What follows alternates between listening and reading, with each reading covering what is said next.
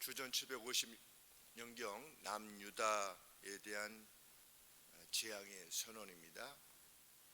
아리엘이여, 아리엘이라고 계속 나오는데 학자들이 이것이 무엇일까 하는데 대체적인 주석의 내용은 하나님의 제단, 하나님 앞에 제사 드릴 때 사용하였던 여호와의 뜰에 있었던 제단을 일컫는 것이다.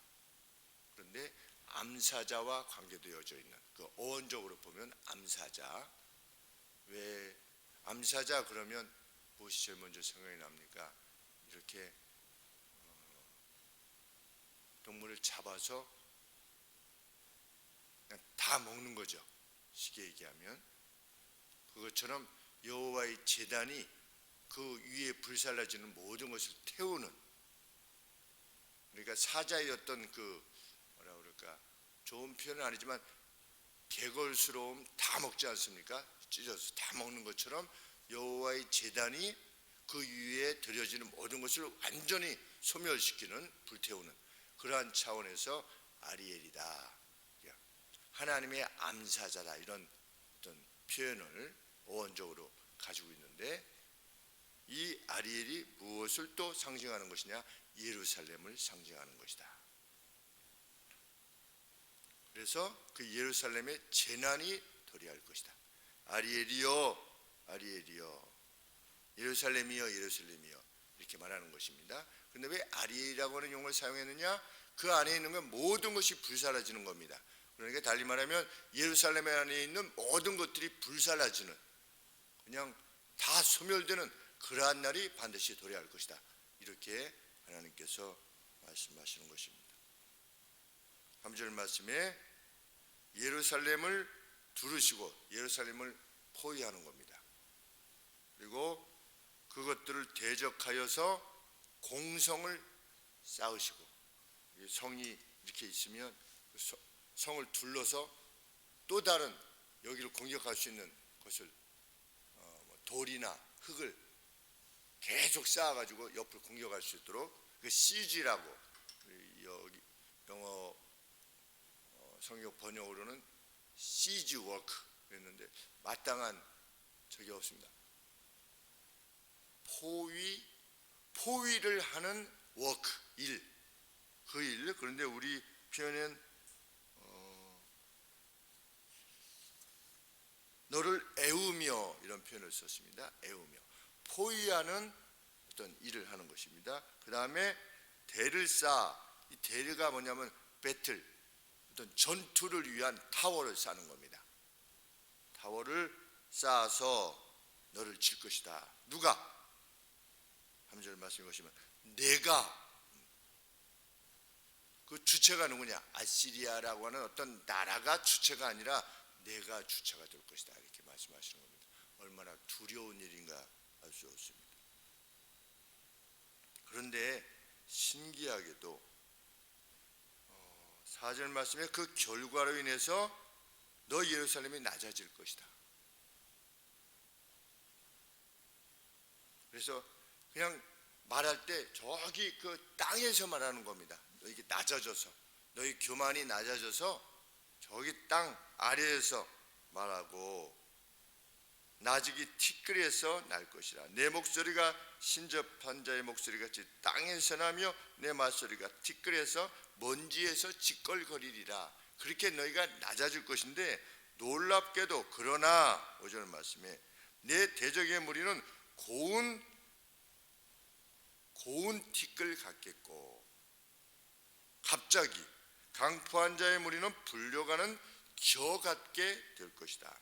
그 일이 순식간에 갑자기 일어나게 것이다. 야, 이거 어떻게 하지? 우리 끝장이네 라고 하는 그때에 그렇게 너희들이 그러한 재난에 직면했을 때 어떤 일이 발생할 것이냐? 그들이 갑자기 끝나버리는, 언제입니까? 18만 5천이 송장이 되던 때, 그때를 지금 벌써 하나님께서 언급하시는 것입니다. 아주 강력한 힘으로 와가지고 그 안에 있던 사람들이 어떻게 했습니까? 다 굶어 죽었죠. 그래서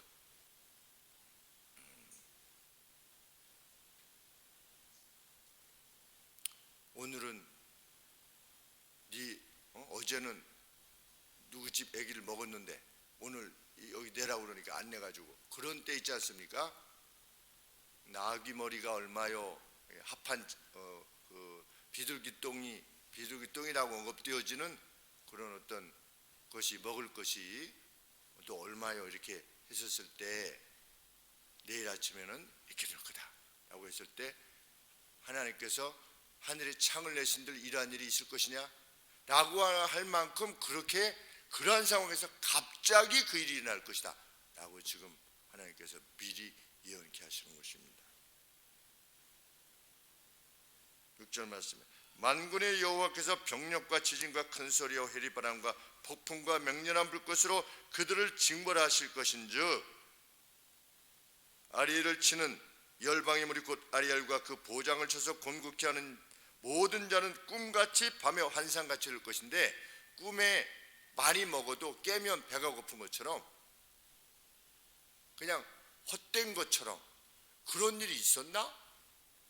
라고 하리만큼 그러한 급작스러운 변화가 있게 될 것이다. 그런데 그것이 하나님 백성의 회복을 말하는 것이 아니라고 하는 점이 더 무서운 겁니다. 하나님께서 자기 백성을 그렇게 행하심으로 자기 백성이 돌아와서 이후로는 하나님의 백성으로 잘 행했다. 이것을 목적해서 그 결과로 지금 그러한 일이 벌어질 것이다 하신 것이 아니고 이 남유다의 죄악은 계속 되어질 것이고 아주 완악한 상태에 있기에 하나님께서 아시아를 통해서 징벌하시고 또 이것이 나로부터 온 것이라고 하는 것, 지정학적 위치 때문에 이러한 일이 발생한 것이 아니라고 하는 것, 내가 너희와 함께 한다면 이런 일도 벌어질 수 있다라고 하는 사실을 이렇게 보여주는 사건으로서 갑자기 일이 일어날 것이지만 그것이 너희의 회복을 말하는 것은 아니다. 그 뒤에 어떤 일이 있을 것이다. 9절 말씀에 더 무서운 일은 뭐냐? 너희는 놀라고 놀라라. 너희는 소경이 될 것이다. 어떤 점에 있어서? 하나님의 계시를 인식하지 못하는 점에 있어서 너희는 소경이 될 것이다. 그제 저랑 참 가까이 지내는 목사님이 사임을 발표했습니다. 가끔 가서 제가 담소를 나누면 규모가 좀 있는 강남의 어떤 교회죠. 그런데 사임을 당회하고 해서 발표했는데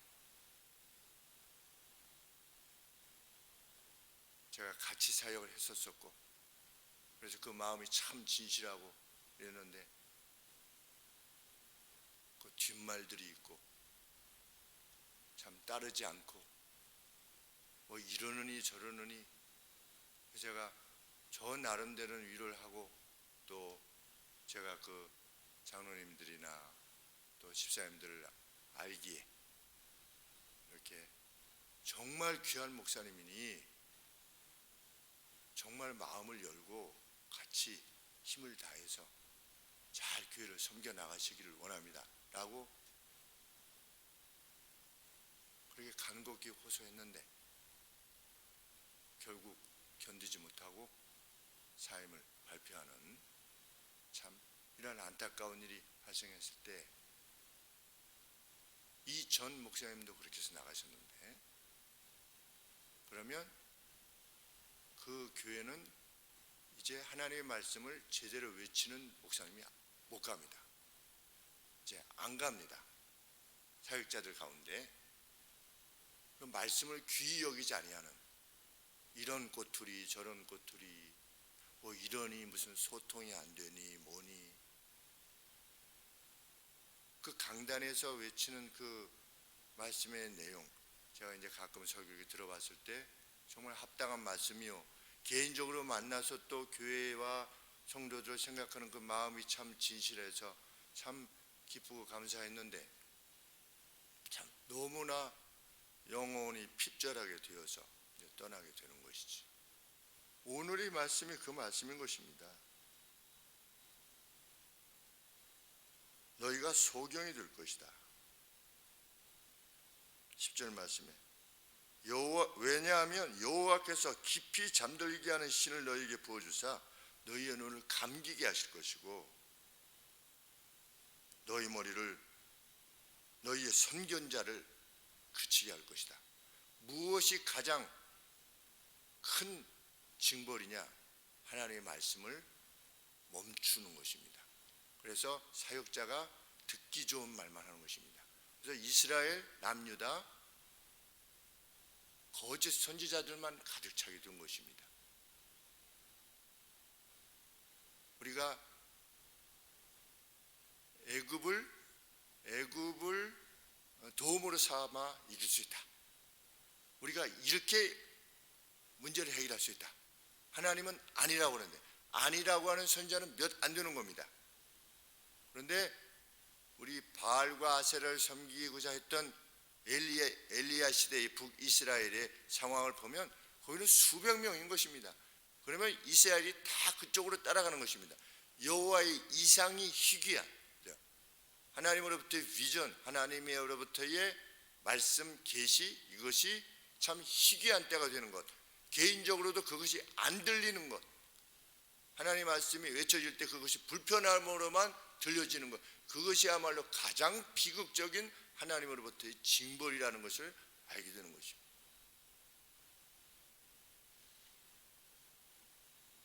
(11절) 말씀에 그러므로 모든 묵시가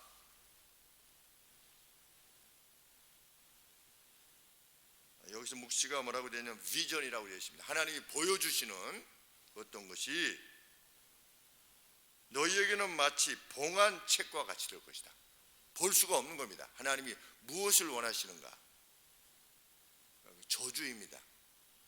말은 많이 외쳐지는데 하나님의 뜻이 제대로 전달되지 않는 것. 그런데 저희 형과 큰형과 목사님 큰형과 어제 같이 말씀을 나눴는데, 창조 이후로 그 아담과 하와 이후로, 죄악 이후로 언제 인간이 참 하나님의 말씀을 듣고자 했냐는 것이죠. 언제? 그 여호수아 때 잠깐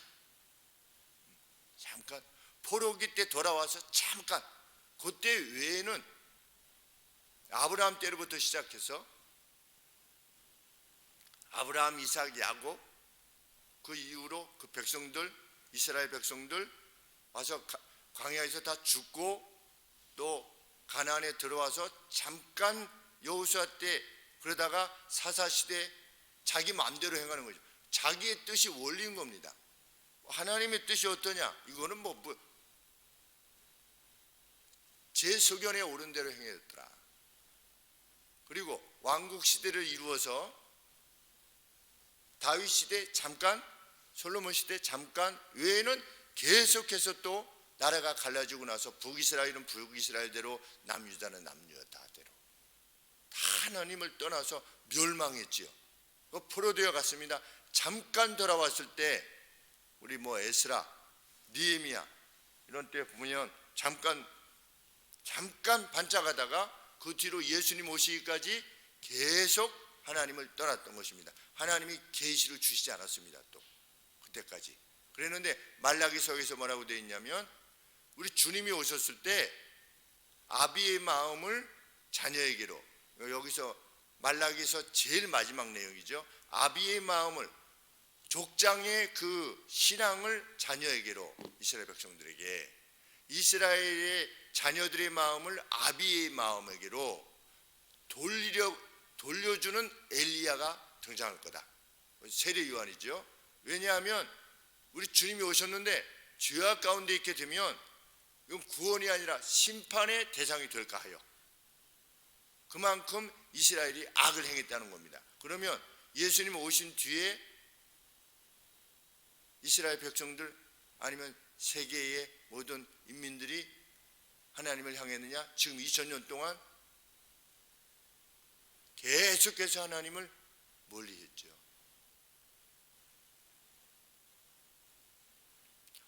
로마 시대의 카타콤 콜로세움의 어떤 그 순교자 일부를 제외하고는 계속해서 제 소견에 오른 대로 행해왔던 것입니다.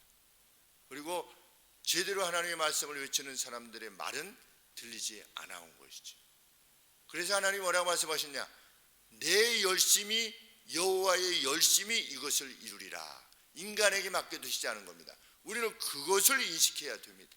실로 우리가 하나님의 전적인 은혜로 말미암아 구원을 얻었다고 하는 사실을 인식해서 오늘을 사는 것. 제가 어제 큰형하고도 그렇게 했습니다.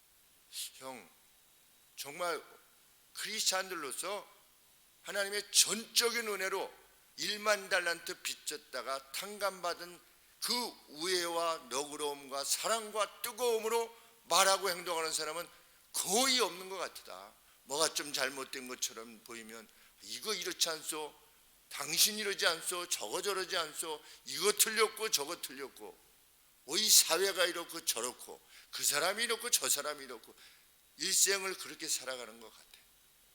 참, 저분은 참 뛰어난 인간이다. 크리스찬 중에 성령의 충만함을 받아서 정말 한결같이 변함없이 너그럽고 사랑이 넘치고 이런 사람을 만나기가 정말 힘든 것 같다. 그랬더니 형이, 그렇게 우리는 죄인이다.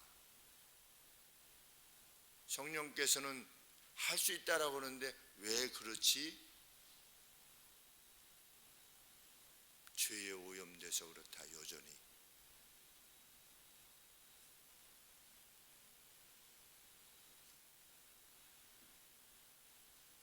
하나님께서는 비전을 주시지 않는다는 겁니다. 그 사람에게, 그리고 그 공동체에, 그 교회에, 그 나라에 주시지 않을 것이다. 왜? 이 백성이 입으로는 나를 가까이 하며 말로는, 여기 성경에 뭐라고 그러냐면 말만 가지고 내게로 온다. 그렇지만 그 마음은 내게서 멀리 떠나 있다. 그들이 단지 나를 경외함은 사람의 계명으로 가르침을 받았을 뿐이라.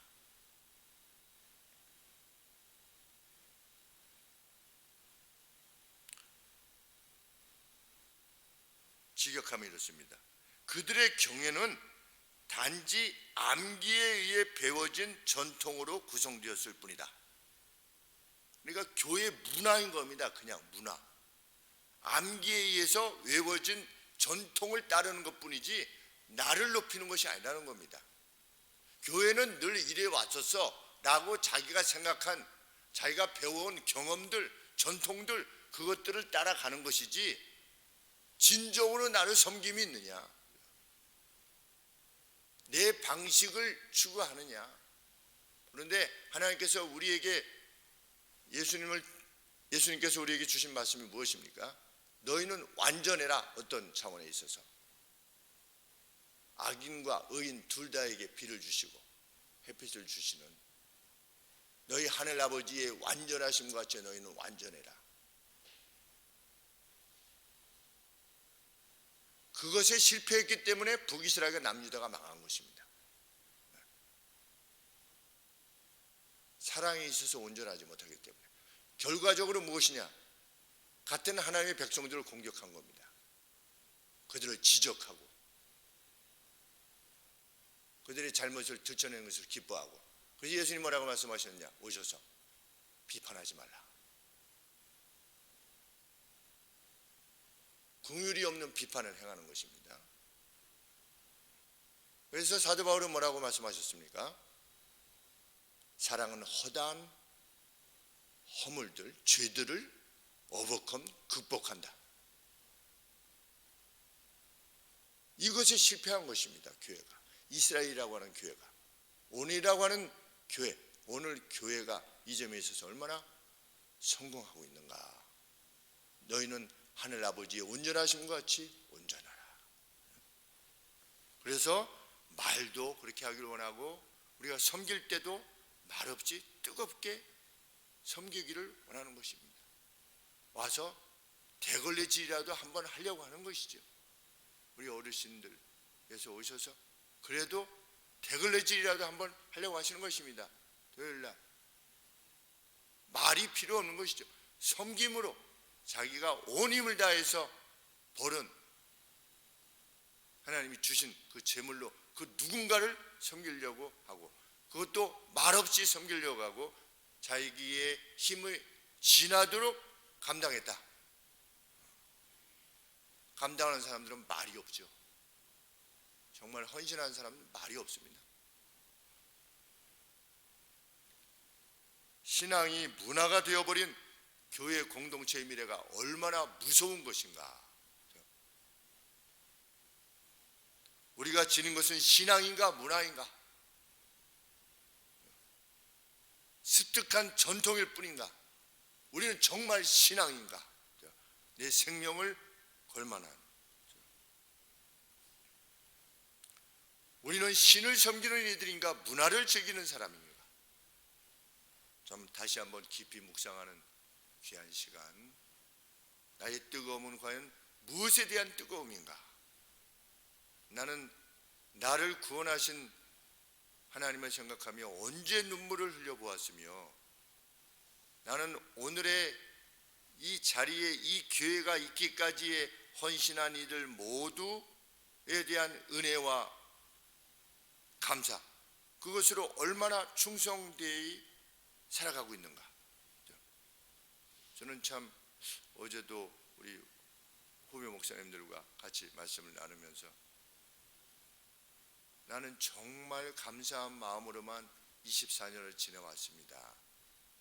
어떻게 해서 지금 이 자리에 이 자유로운 공간이 주어지고 성도들과 같이 함께 행복하게 사역하게 되었는지, 지나온 과정에 계셨던 그분이 같이 계시던 떠나시던 모든 성도님들이 너무나도 감사하다. 그 한 분 한 분이.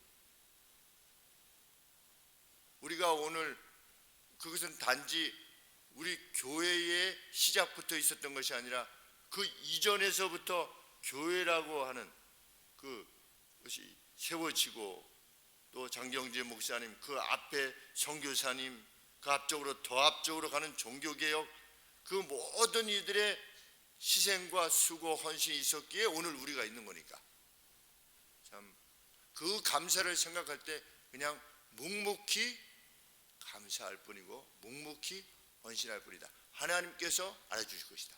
그날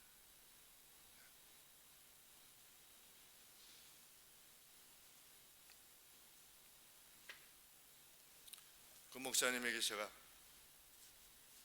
다른 데로 가지 말고 파주로 오세요 그랬습니다. 파주로 와서 나랑 놉시다. 내가 시간을 좀 낼 테니까 정말 위로하고 싶은, 동쪽으로 가서 쉼을 좀 얻어야 될 것 같습니다. 감사합니다 목사님. 동쪽으로 가서라도 위로해야 되겠죠. 교회의 온전한 회복, 마지막까지 힘을 다하여서 추구해야 될 바인 줄 믿습니다. 기도하겠습니다.